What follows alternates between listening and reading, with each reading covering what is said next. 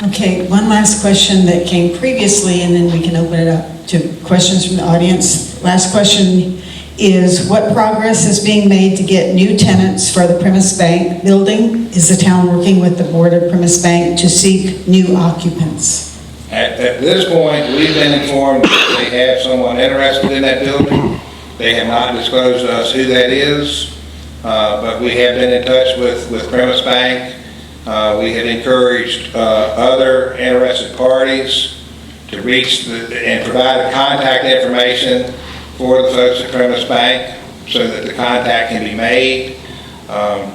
I'm reasonably confident that they are also actively marketing that building.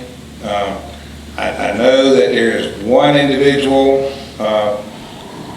who has local ties, that has a family member that is in communication with them at this time about purchasing the building, but nothing has been confirmed with us as to any definite future plans at this point.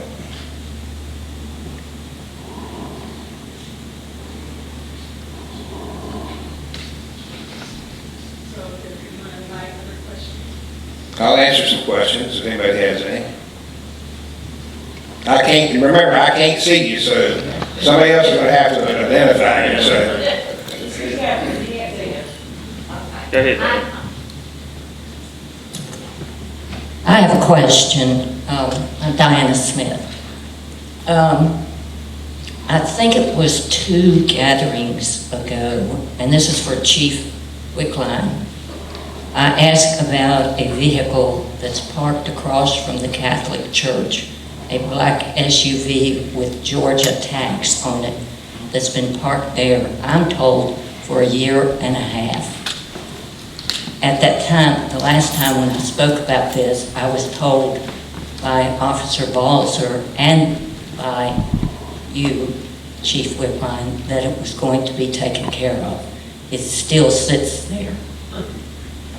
It still sits there. We can give people tickets all day long. I mean, we can't force them to actually get their tags. I'm gonna step away.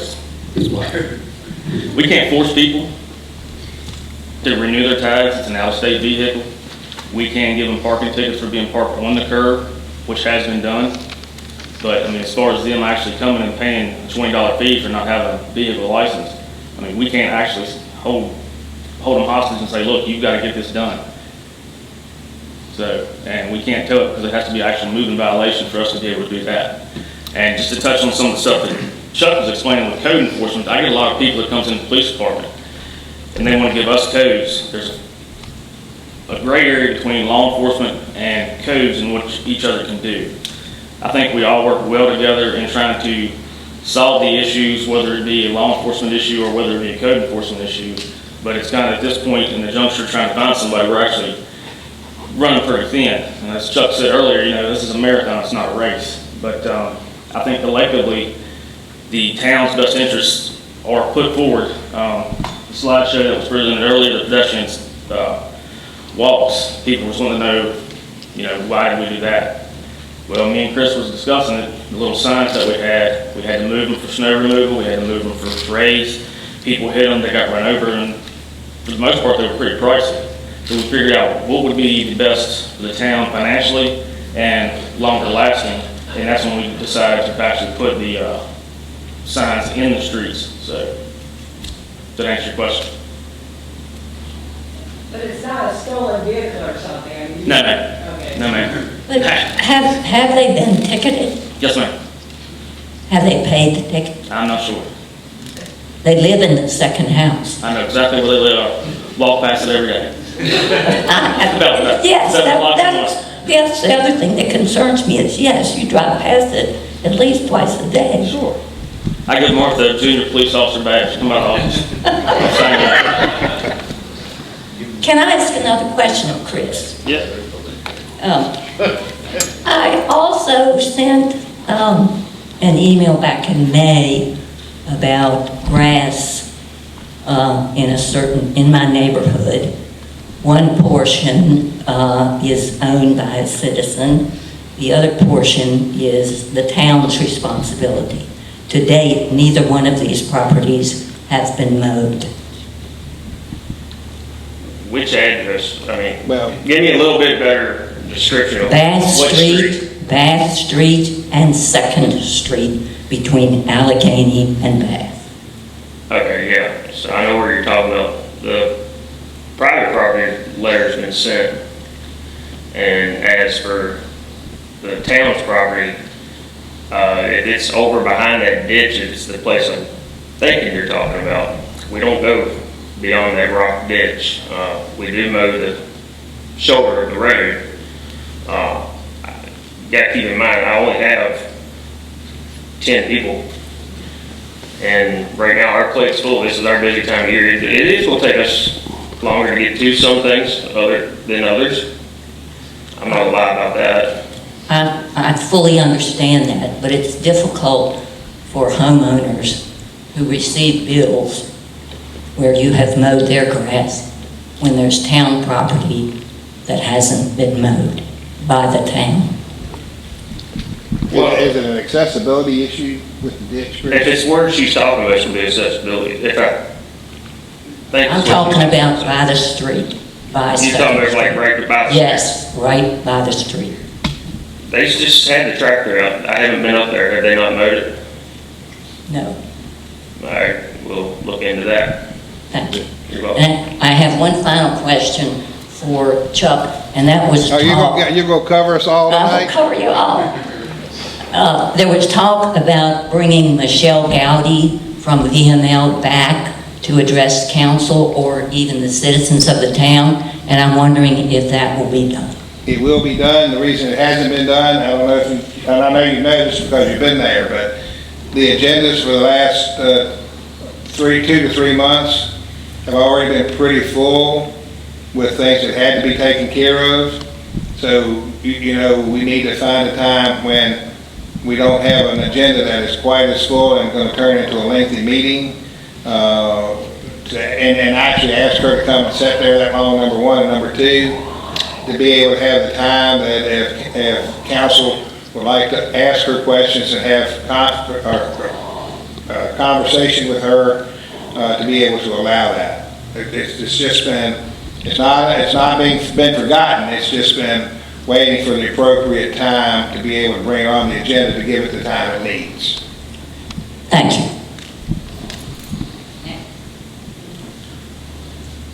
What's the status of the water leak? I couldn't hear you. That's the water leak. Which water leak? Yeah, the one that's coming out onto Main Street, Bridgeway and Main. All right, first of all, that's not the water leak. That is a valve leaking that we created when we were addressing the water leak under the bridge. The major water leak is under the bridge. Contract has been issued for that. The holdup at this point in time is being able for the contractor to obtain the materials and the pipes and the pipe that they need for that. I talked to the owner of Atkins Excavating actually about 10 minutes before I came here tonight. Confirmed that they are still in the process of procuring the materials for that, but they hope to be in there on that project the first week in August. And they anticipate about a 30 to 40 day completion date on that. The water that you see in Ridgeway Street will be the actual last part of that process that will be repaired, because that's 3 valve insertions. We have to make that the last part of the water line project, because if we don't and we do that first, then we're going to have to cut the water off to all the customers that are served to that line. So we need to leave that to the very last portion. So I think you're going to see that water on Ridgeway Street probably at least through the end of August. But we do have a contract issued, and the ball's in their court. The permits have been obtained, and now they're waiting on material delivery. Thank you. With the recent heat, is it at all possible to put a splash park under the bridge? Well, it's probably already there.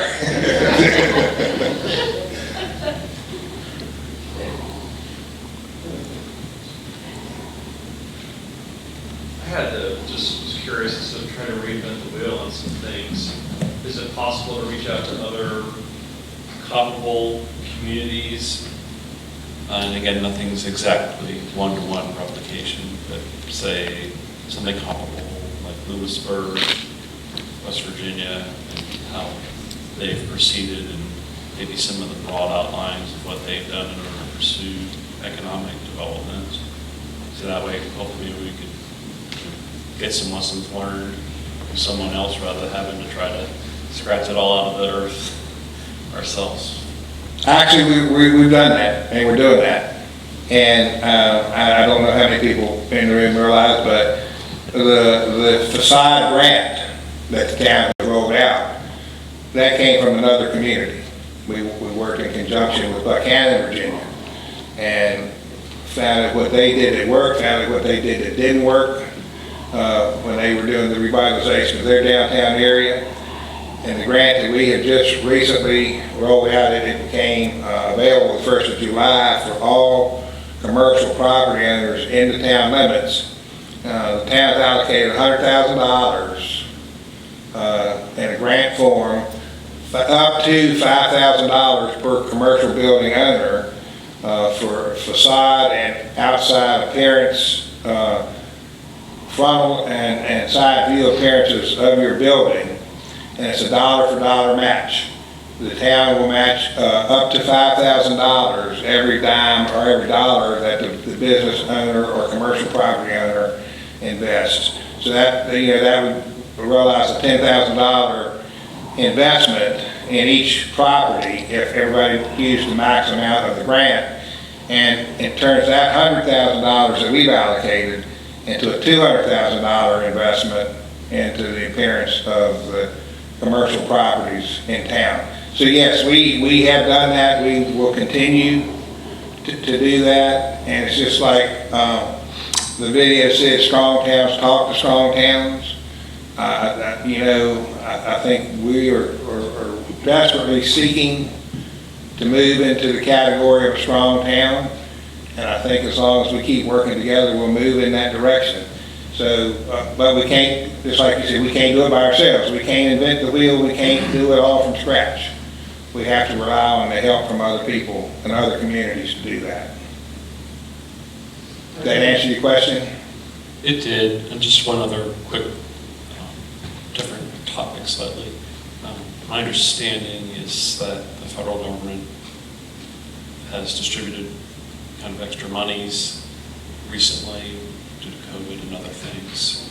And I think some of that is trickle down to the municipal level. I believe that's correct. Is that true? I'm sorry, I can't hear you.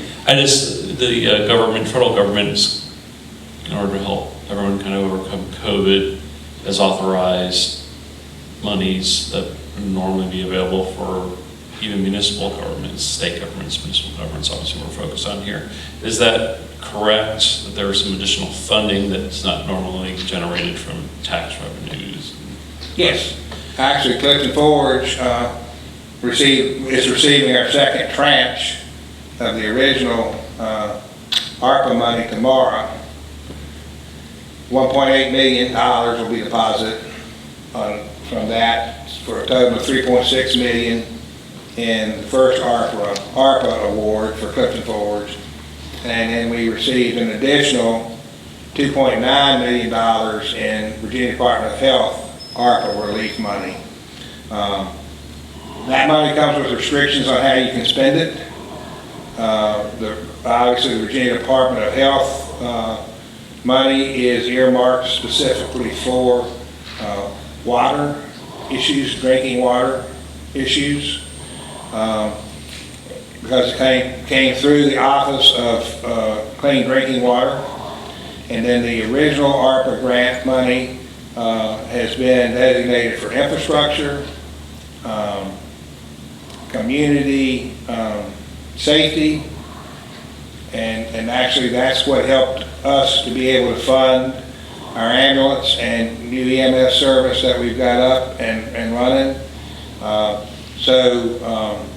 And the budget that was approved this year has some projects that are in it that are completely funded through that ARPA money that we would not have even been able to imagine to take on without that. So it's been a blessing for all communities. The thing that everybody has to remember, and every community that receives these monies has to be cautious of, is it's a non-sustaining amount of money. So use it for a one and done project. Use it for a long-term project. It's gonna benefit the community, not only for us, but possibly more into the lifetime of our children and grandchildren and into the future, to strengthen the community into the future. You don't want to use it for something that in a year from now or 2 years from now, when that ARPA money's gone, you're left scratching your head, well, why did we start this when we know we can't generate this type of income? So that's what we've been diligently trying to do, is to identify projects that have needed attention for many, many years. And now we have the funding to do that and prioritize those through the help of different engineering groups and get those projects in place.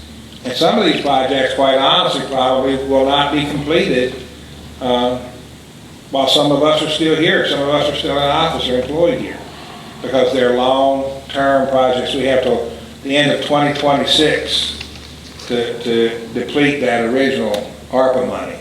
So yeah, we do have that money. We had quite a bit of it, and the recent infrastructure bill that's been passed is indicating that there will be some funding coming down the pike for wastewater infrastructure as well. Thank you. Thank you. Going back to the match for businesses to make improvements, street front, are there any stipulations as to restoring the buildings as they were originally, or is it just something that's pleasing to the eye, or any particular parameters for doing these buildings? Obviously, the buildings that are in the commercial historic overlay district come under the scrutiny of the Architectural Review Board. And that is for paint colors, window coverings, window decorations, the general overall appearance of the property. Anything that is done to those properties has to be approved by the Architectural Review Board. For the properties that are not under the scrutiny of that, in that commercial overlay district, it would be improvement to overall appearance of the property. Thank you.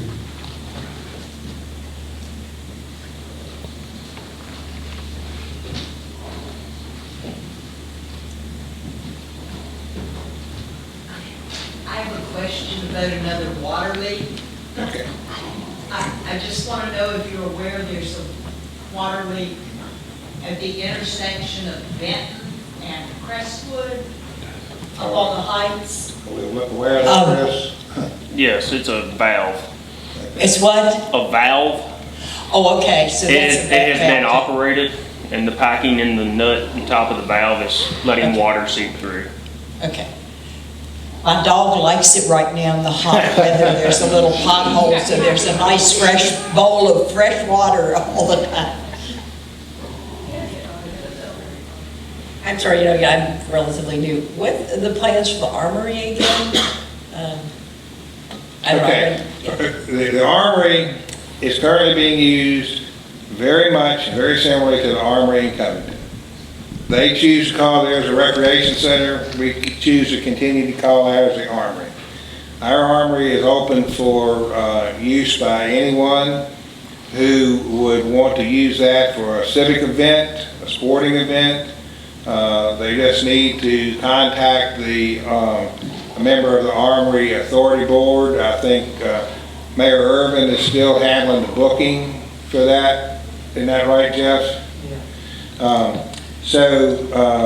As far as future plans for the Armory, there are some plans in place, but again, it's too early for me to disclose the details of those plans.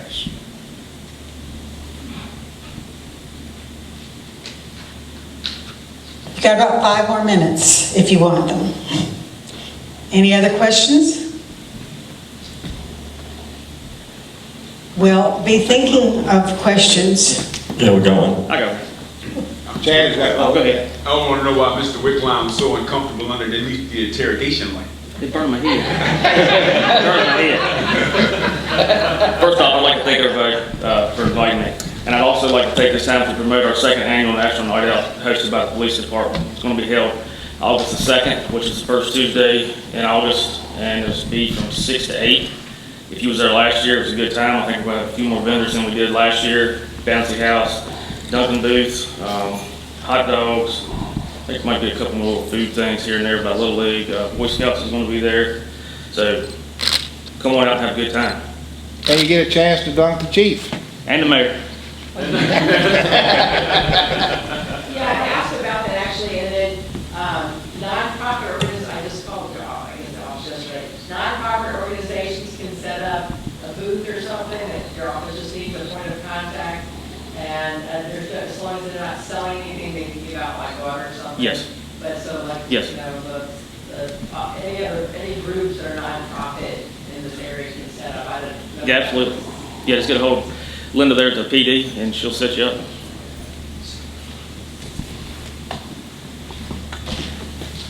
Thanks for Okay. coming. Thanks for coming. Thanks for having us here. Just want to say, any code violations that you need to call in for the next week, call Chris at Public Works. I'll be out of the office, so. Take care. Thank y'all.